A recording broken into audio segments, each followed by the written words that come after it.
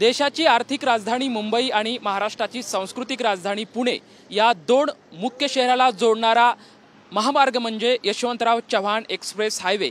याच एक्सप्रेस हायवेवरती कुसेगाव या ठिकाणी आपण माझ्या पाठीमागे पाहू शकताय की जो पूल आहे या पुलाचं गर्डर बसवण्याचं काम सध्या सुरू आहे। त्यामुळे 22 जानेवारी 23 जानेवारी आणि 24 जानेवारी अशा 3 दिवसांमध्ये दुपारी 12 ते 3 अशा वेळेमध्ये ट्रॅफिक ब्लॉक असणार आहे।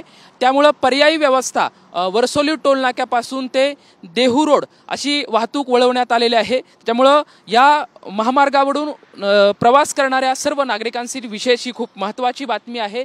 त्या सर्वांनी ही दक्षता घ्यावी, कारण की पुढील 3 दिवस दुपारी 12 ते 3 या वेळेमध्ये हा मधला ब्लॉक जो आहे तो बंद असणार आहे।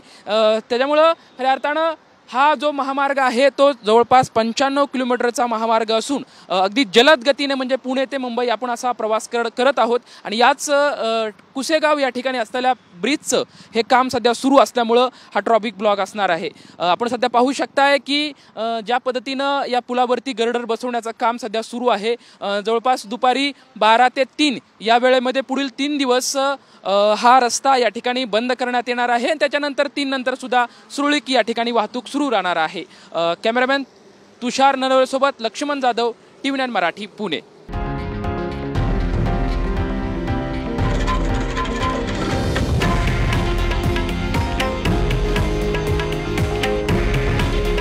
हे आहे देशातील नंबर 1 न्यूज नेटवर्क आणि आपण पाहत आहात TV9 मराठी।